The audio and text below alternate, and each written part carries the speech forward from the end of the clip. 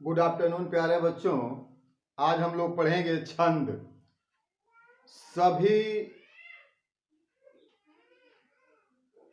Academy कक्षाओं में, जैसे कक्षा 6 से लेके 8 तक और साथ में जितने भी कॉम्पिटिटिव एग्जाम होते हैं सभी में छंद जो है पूछता है। छंद क्या होता है आइए देखते हैं। इस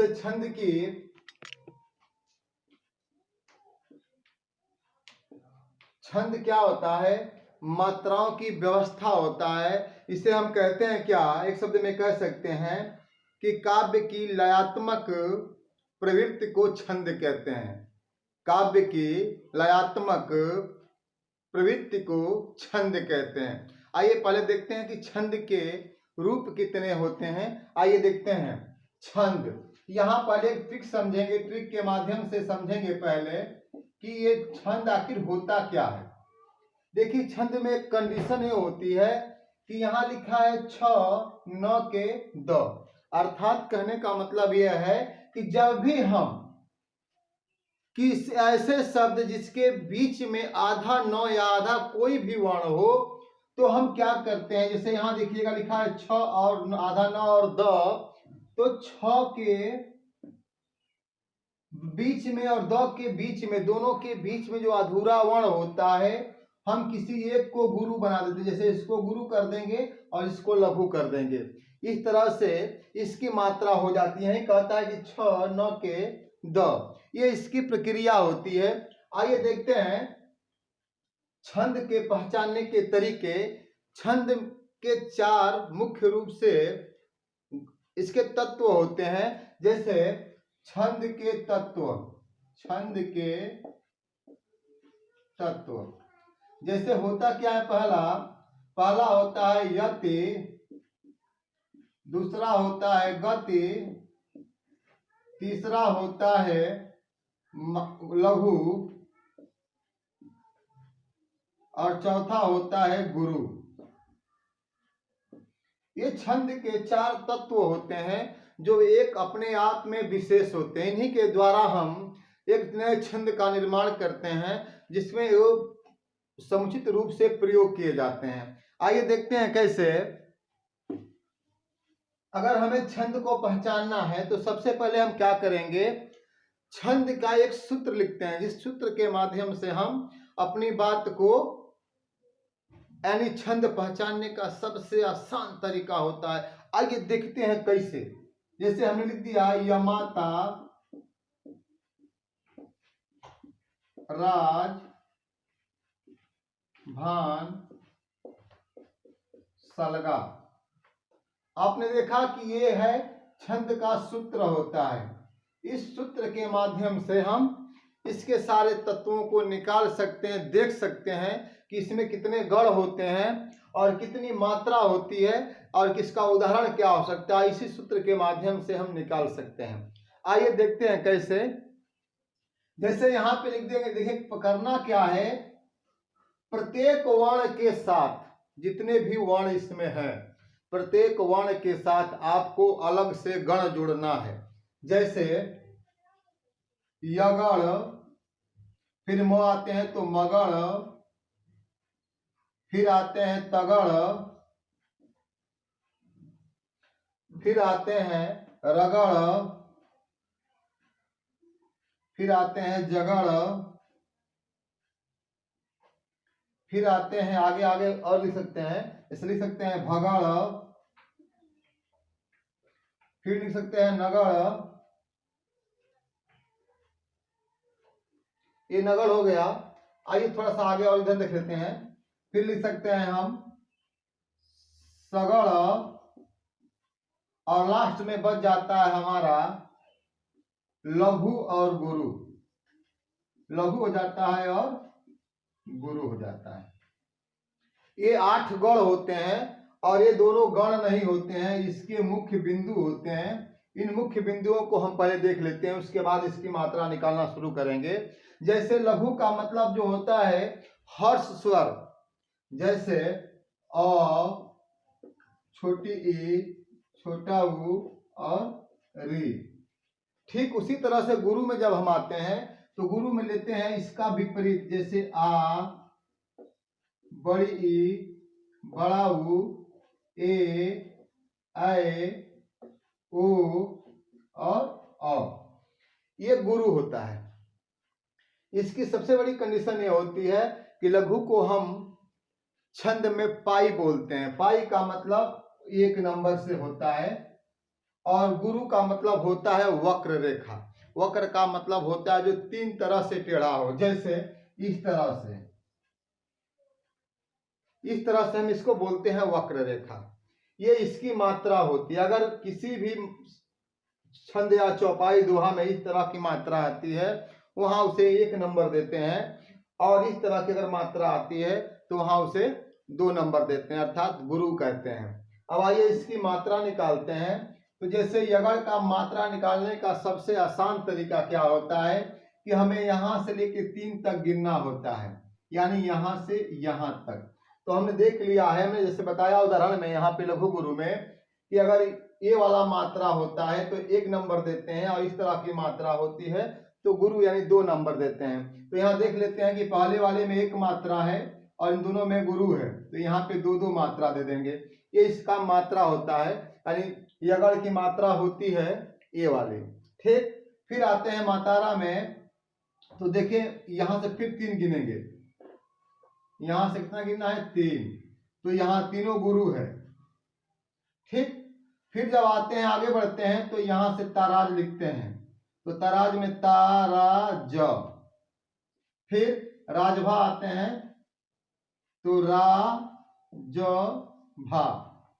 फिर जभान पे आते हैं तो लिखते हैं जभान। फिर भानस पे जब आते हैं तो लिखते हैं भानस। फिर आगे जब बढ़ते हैं तो आ जाते हैं हम किस पे, नस्ल पे, तो लिखते हैं नस्ल। फिर जब यहाँ पे आते हैं सलगा में यानी सगड़ पे तो लिखते हैं 1, 1 और 2। और जैसा कि लघु गुरु के बारे में आप देख ही रहे हैं कि ये लघु और ये गुरु है। इस तरह से हम अपनी यहाँ पे क्रियाकलाप को देख सकते हैं। अब होता क्या है, अब हम देखते हैं छंद के भेद, कि छंद के भेद कितने होते हैं। अभी तो हमने इसका क्या किया, जैसे इसका गढ़ निकाला, गढ़ के साथ उसकी मात्रा निकाला। अब इसके उदाहरण देखते हैं। जैसे उदाहरण में ले सकते हैं हम, क्या यहां देख सकते हैं उदाहरण के रूप में, यहां देखते हैं उदाहरण देखते हैं। जैसे दिया है यमाता, तो यहां उदाहरण लिख सकते हैं यमाता। यहां लिख सकते हैं मातारा, यहां लिख सकते हैं ताराज, यहां लिख सकते हैं राजभा, यहां लिख सकते हैं जभान,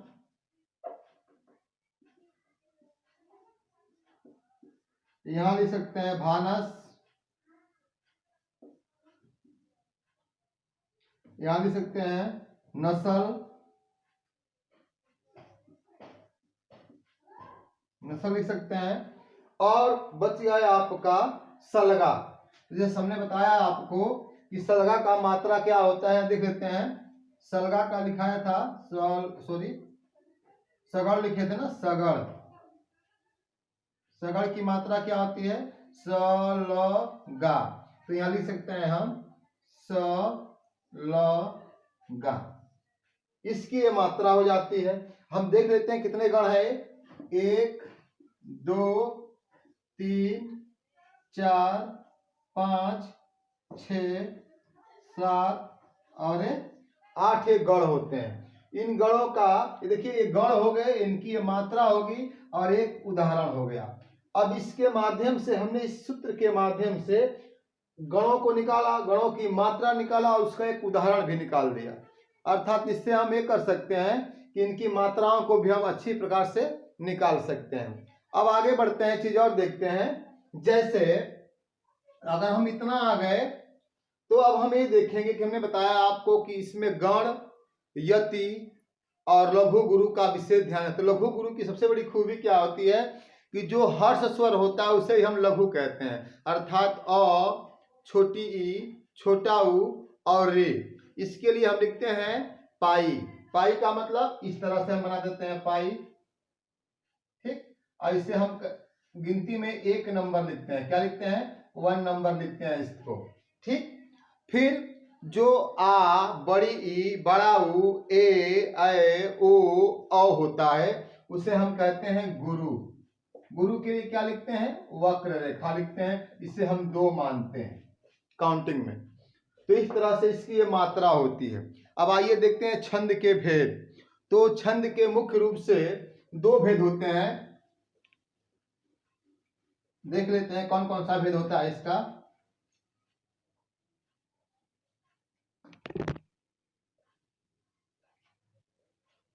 छंद के मुख्य रूप से 2 भेद होते हैं,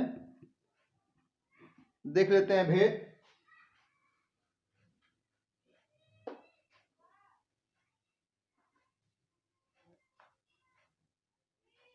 छंद के मुख्य रूप से 2 भेद होते हैं।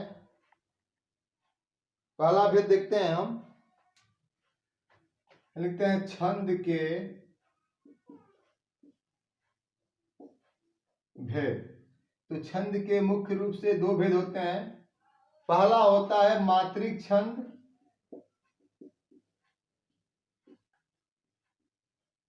और दूसरा होता है वाणिज्य छंद।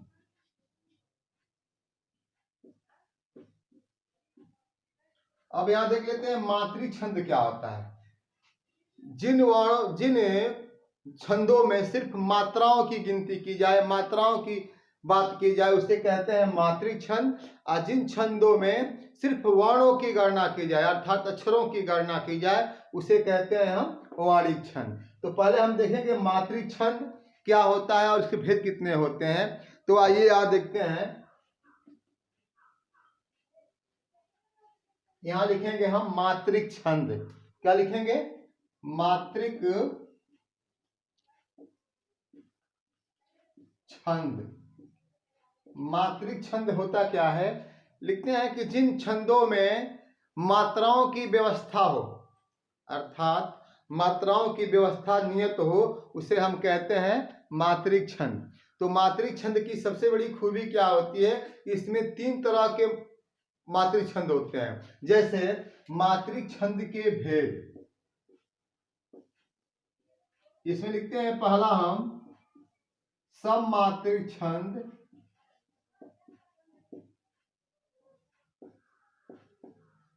दूसरा होता है अर्ध सममात्रिक छंद और तीसरे नंबर पर अंतिम होता है विषम मात्रिक छंद। विषम मात्रिक छंद। अब हम यहां देखेंगे कि सममात्रिक छंद क्या होता है, अर्ध सममात्रिक छंद क्या होता है और विषम मात्रिक छंद क्या होता है। एकदम ध्यान से आप देखेंगे तो आपको अपने आप वो चीजें आपके जहन में बैठ जाएंगी। इस वीडियो के माध्यम से एक बार आप इसे देखें और समझ ध्यान से देखें। हमारी ये पढ़ाई हुई चीजें आपके दिमाग में न बैठ गई तो फिर कहिएगा कि मैं क्या कह रहा था। आइए देखते हैं सममात्रिक छंद, देखते हैं पहले। अब सममात्रिक का मतलब होता है जिसमें सभी मात्राएं बराबर हों। सममात्रिक, सम का मतलब समान, मात्रिक का मतलब मात्राओं की गणना। जिस छंद में सभी मात्राओं की गणना एक समान हो उसे हम कहते हैं सममात्रिक छंद। जैसे उदाहरण के रूप में आ जाता है पहला दोहा, सॉरी चौपाई। क्या आता है, चौपाई। चौपाई में क्या होता है, चौपाई में 4 चरण होते हैं और प्रत्येक चरण में 16-16 मात्राएं नियत होती हैं। इसमें मात्राओं की संख्या हमेशा नियत रहती है, कम का कोई सवाल ही नहीं होता है। जैसे कोई भी चौपाई ले लेंगे हम लोग तो देख लेंगे, एक बात और कंफर्म कर लेंगे कि चौपाई में अगर हमारी 16-16 मात्राएं नहीं आ रही हैं तो हम समझ जाएंगे कि हमारी जो चौपाई है वो गलत है। आइए एक चौपाई लेते हैं। चौपाई के लिए सबसे बढ़िया क्या है कि हम कोई भी चौपाई ले सकते हैं। जैसे लेते हैं कि यहां देखते हैं चौपाई, उदाहरण लेते हैं। उदाहरण लिखते हैं कि जैसे ले लेते हैं उदाहरण, जय हनुमान ज्ञान, सॉरी अवधी भाषा में इस तरह ज्ञान लिखा जाता है, ज्ञान गुण सागर। फिर लेते हैं जय कपीस तिहु लोक उजागर। देख लेंगे, तिहु लोक उजागर, सॉरी तिहु लोक उजागर। फिर लेते हैं राम दूत अतुलित बलधामा। फिर लेते हैं अंजनी पुत्र पवन सुत नामा। अब हम देख सकते हैं यहाँ पे कि कह रहा है कि अंजनी पुत्र पवन सुत नामा। हमने बताया आपको, देखिएगा यहाँ पे कि चौपाई में 4 चरण होते हैं। चौपाई में कितने चरण होते हैं? चौपाई में 4 चरण होते हैं, 4 चरण होते हैं। और प्रत्येक चरण में 16-16 मात्राएं होती हैं। हमने क्या बताया आपको कि चौपाई में 4 चरण होते हैं और प्रत्येक चरण में 16-16 मात्राएं नियत होती हैं। अभी हम उदाहरण में देख सकते हैं। हमने बताया आपको कि लघु में अगर 1 नंबर देते हैं, अर्थात हर्ष स्वर जो होता है उसमें 1 गिनते हैं और जो दीर्घ स्वर होता है उसमें 2 गिनते हैं। तो वही चीज यहाँ गिनना है। आइए देखते हैं। यहाँ देखिएगा दोनों में लघु है, ए लघु लघु लघु लघु गुरु लघु। यहाँ पर गुरु लघु लघु लघु गुरु लघु लघु। देख सकते हैं 2 4 3 7 3 10 2 12 12 4 16। यानी इसमें भी कितनी मात्रा है? 16 मात्राएं हैं। इसमें देख सकते हैं 2 और 2 2 2 और 3 5 1 6 7 2 9 2 11 1 12 12 4 16। इसमें भी देखिए 16 नंबर है। फिर से गिन सकते हैं 2 3 5 6 7 2 9 2 11 1 12 13 2 15 1 16। अर्थात यहाँ पर तिहु में छोटा ऊ की मात्रा रहेगी। ये हमारा 16 नंबर हो जाता है। देखिएगा फिर यहाँ देखते हैं 3 3 6 7 8 9 10 11 12 12 और 4 16। यानी यहाँ भी हमारा 16 नंबर हो जाता है। यहाँ देखते हैं अ के बीच में 9 है, अ के बीच में। तो यहाँ पर 2 3 4 5 2 7 3 10 2 12 12 4 16। अभी आप सोचेंगे कि हमने त्र में 2 क्यों ले लिया? क्योंकि त जो होता है संयुक्त व्यंजन होता है त्र। तो संयुक्त व्यंजन में 2 व्यंजन से बने होते हैं, इसलिए हमने यहाँ पर 2 लिया। जैसे ये 2 हो गया, 1 1, यहाँ पर 1 और ये 2, 1 1 1 1 1 और 2 और 2। आप लोगों ने देख लिया। जैसे 4 3 7 3 10 2 12 12 4 16। अर्थात यहाँ भी 16 मात्रा है। अब देख सकते हैं आप इस उदाहरण के माध्यम में कि प्रत्येक लाइन में 16-16 मात्राएं हैं। यानी प्रत्येक चरण में कितनी कितनी मात्राएं हैं? 16-16 मात्राएं हैं। तो जिसमें 16-16 मात्राएं होती हैं हर प्रत्येक लाइन में, तो वो क्या होता है? वो होता है चौपाई। चौपाई की सबसे बड़ी कंडीशन क्या होती है? आप देख सकते हैं चौपाई की सबसे बड़ी कंडीशन होती है कि प्रत्येक चरण में 16 मात्राएं होती हैं। तो देख लीजिए यहाँ पर 4 चरण हैं और प्रत्येक चरण में 16 मात्राएं नियत हैं। अब आते हैं इसके एक और उदाहरण लेते हैं। जैसे एक लेते हैं हम, अब दूसरे नंबर पे आते हैं, अर्ध सममात्रिक लेते हैं। अब आते हैं हम अर्ध सममात्रिक छंद में।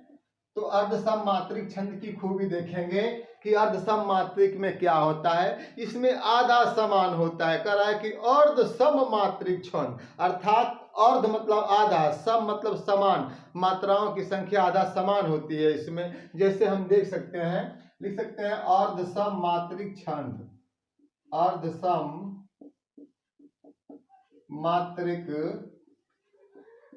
छंद। अर्ध सममात्रिक छंद में क्या होता है, इसमें आधा मात्राएं जो होती हैं समान होती हैं। एक उदाहरण लेते हैं, जैसे ले लेते हैं दोहा। क्या ले लेते हैं? दोहा ले लेते हैं। दोहा अर्ध सममात्रिक छंद का सटीक उदाहरण है। तो दोहा में क्या ले लेंगे हम? कोई भी दोहा ले लेंगे।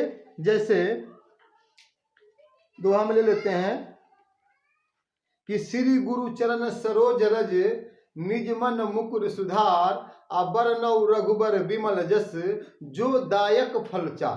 तो इसमें भी 4 चरण होते हैं। इसी कंडीशन देखते हैं, अर्ध सममात्रिक में क्या होता है, इसमें भी 4 चरण होते हैं। कितने चरण होते हैं? 4 चरण। और पहले और तीसरे में यानी 1 और 3 चरण में कितनी मात्राएं? 13 मात्राएं। और दूसरे और चौथे चरण में 11 मात्राएं नियत होती हैं। समझ में आया आपको? क्या कह रहा है कि इसमें पहले और तीसरे चरण में, अर्थात ऊपर नीचे, पहले और तीसरे में ऊपर नीचे 13 मात्राएं होती हैं, तथा दूसरे और चौथे यानी बगल वाले ऊपर नीचे में कितनी मात्राएं? 11 मात्राएं होती हैं। इसे हम दोहा कहते हैं। इसे अर्ध सममात्रिक छंद कहा जाता है। आइए देखते हैं, दोहा लिखते हैं। जैसे दोहा हमने क्या लिख दिया कि श्री गुरु चरण सरोज रज। क्या लिख दिया हमने कि श्री गुरु चरण सरोज रज,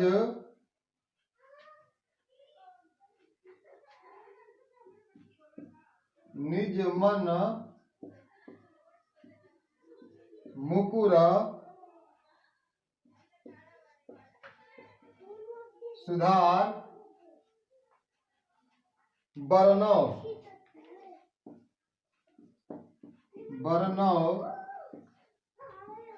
रघुबर विमल जस,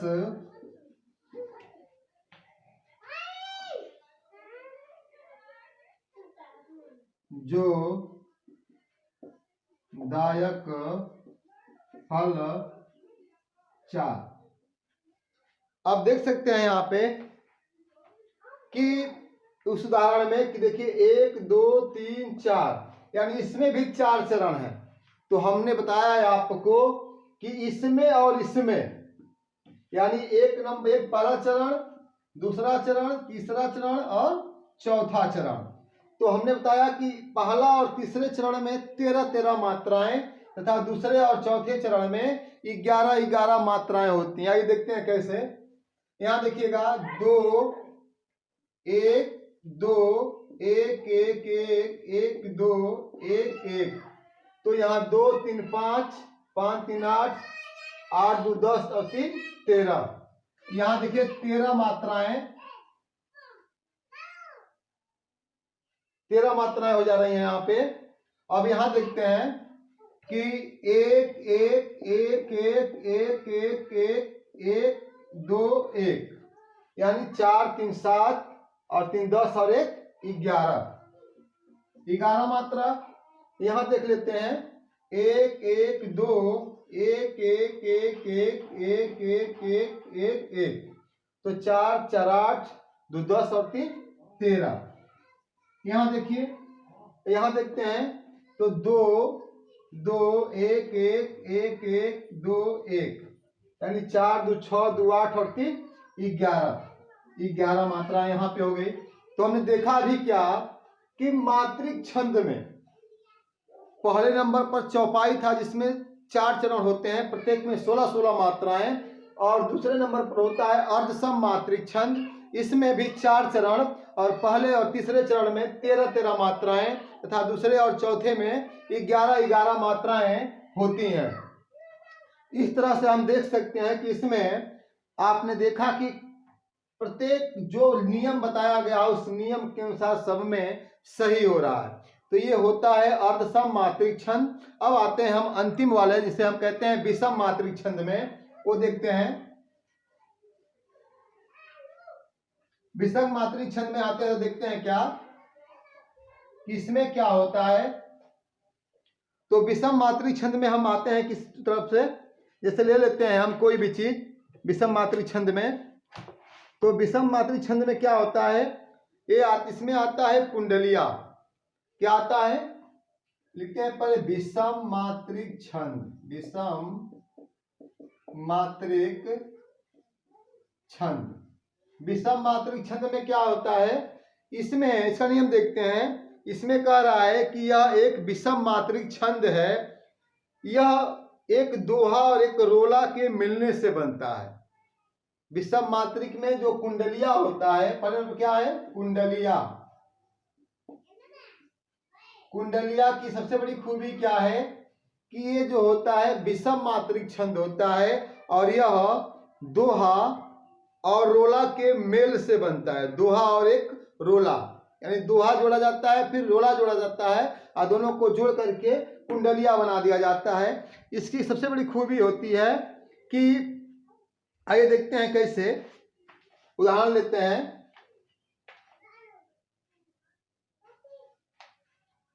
लिखते हैं उदाहरण,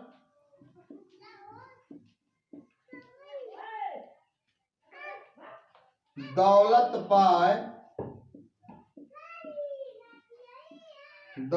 पाए न कीजिए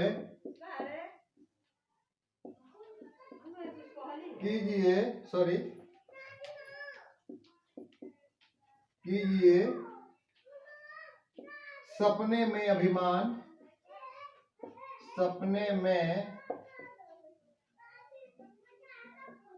अभियान चंचल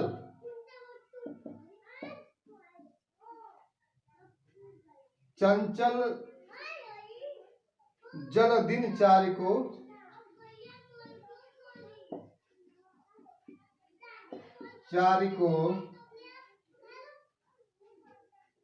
ठाऊ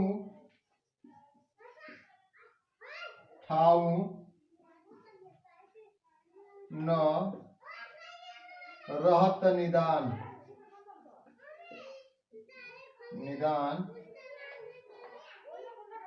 ठाऊ न रहत निदान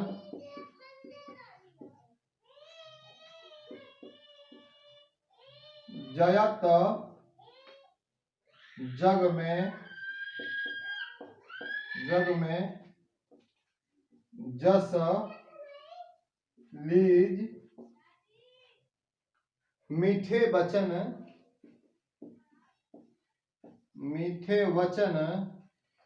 सुनाए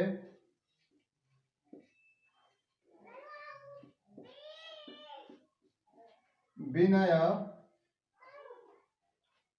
सब ही कीजय। कह गिरधर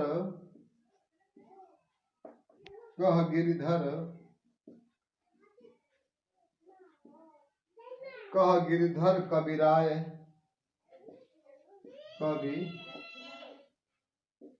रे, यह सब यह सब घट तौलत पाहुन निधि दिन, पाहुन निधि दिन चार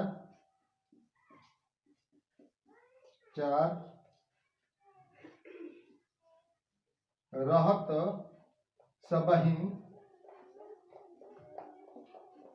की दौलत।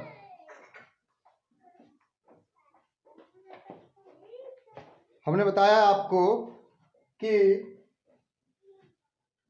कुंडलियां जो है विषम मात्रिक छंद है और इसमें सबसे बड़ी खूबी क्या है कि इसमें एक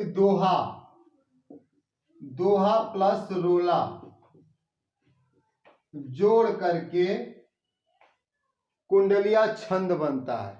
और इसकी सबसे बड़ी पहचान क्या होती है कि इसमें 6 चरण होते हैं और जिस शब्द से शुरू होता है, जैसे यहां शुरू हुआ है दौलत से, तो ये दौलत से ही समाप्त हुआ है। कुंडलिया की सबसे बड़ी पहचान है कि जिस शब्द से शुरू होता है उसी शब्द से ये समाप्त भी होता है। और इसकी सबसे बड़ी कंडीशन होती है कि इसमें 6 चरण होते हैं और इसमें पहले दोहा उसके बाद रोला जोड़ करके कुंडलिया छंद बनता है। तो ये सब हमारा सब मात्रिक छंद और उसके भेद। बाकी वाणिज्य छंद पढ़ने के लिए हम लोग आगे बढ़ेंगे अगले वीडियो में। तब तक के लिए धन्यवाद। आप लोगों से अगर वीडियो अच्छी लगे तो लाइक और सब्सक्राइब जरूर करें। धन्यवाद।